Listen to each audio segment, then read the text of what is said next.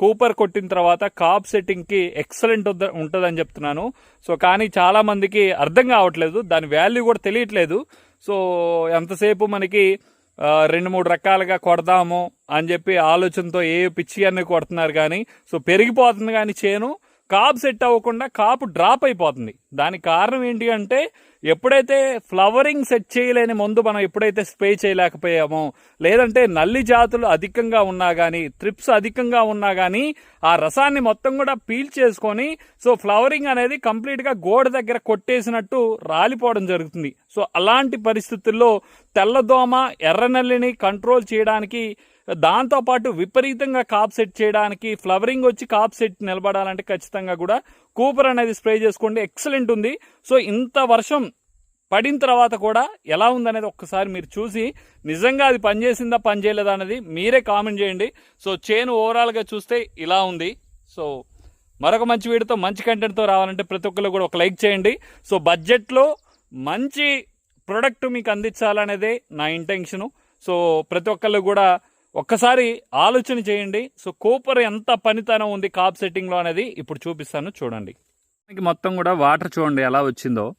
So cap setting మొత్తం కూడా ఇప్పటి వరకు కూడా ఎక్కడా కూడా డ్రాపింగ్ అనేది లేదు. సో మొత్తం కూడా ఎక్కడ చూసినా కానీ కాయలే మీకు కనిపించడం జరుగుతుంది. సో గమనించుకోవచ్చు, చెట్టు చూడొచ్చు, మీకు క్లియర్గా అర్థమవుతూ ఉంటుంది. సో ఈజీగా మీకు కాయలు అనేది ఎలా ఉన్నాయి అనేది కింద నుంచి కూడా ఎలా ఉంది అనేది గమనించుకోండి. ఫ్లవరింగ్ అయితే డ్రాప్ లేదు, ఇప్పటికీ కూడా ఫ్లవరు వదిలేయలేదు. సో చూడండి. సో మీరే చెప్పండి ఎలా కాప్ సెట్ అయింది అనేది మీరే చెప్పండి. అసలు ఎంత చిన్న చెట్టు కూడా చెట్టు అలా పెరగకుండా కాప్ సెట్టింగ్ అనేది ఫుల్గా ఉందన్నమాట. సో డౌట్ లేదనమాట. సో ఏ చెట్టు చూసినా కానీ విపరీతంగా కాప్ సెట్టింగ్ అనేది ఉందన్నమాట. సో చూడొచ్చు.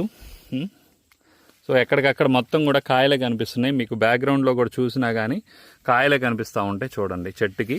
సో ఏ చెట్టు చూసినా కానీ అన్నీ కూడా కాయలు కనిపిస్తున్నాయి. ఇన్ని కాయలు మీ చెట్టు కాసిందా కాయలేదా అనేది కూడా లెక్కేసి మీరు ఒక్కసారి చెప్పండి. సో చూడండి. సో కింద మొదల దగ్గర నుంచి 2 స్ప్రేలు, స్ట్రైకర్ ఒకసారి, దాని తర్వాత కూపర్ ఒకసారి. సో దాంట్లో కొంచెం సార్థక్ అనేది తెగులు మందు కలిపాను. సో ఇది కొట్టిన తర్వాత మీకు ఎలా ఉందనేది గమనించండి. ఇదంతా కూడా ఒకటే చెట్టు కదా. సో ఎన్ని కాయలు ఉన్నాయో చూడండి. సో చూడండి మీరే. వెనక కూడా చూడండి, మీకు వేరే చెట్లకు కూడా కనపడతా ఉన్నాయి. కాప్ సెట్టింగ్ ఎట్లా కాసింది అనేది చూడండి. చెట్టు హైట్ చూసుకోండి, కాయలు చూడండి. సో బాగాలేదనుకుంటే కనుక మీరు కొట్టొద్దు, కూపర్ కొట్టొద్దు. సో బాగుంది, కాప్ సెట్ అవుతుంది, ఎక్కడిదక్కడ గోడ నిలబడుతుంది అంటేనే కొట్టండి. ఓకేనా? సో ఇదండి ఓవరాల్గా అయితే. Thank you. జై జవాన్, జై కిసాన్.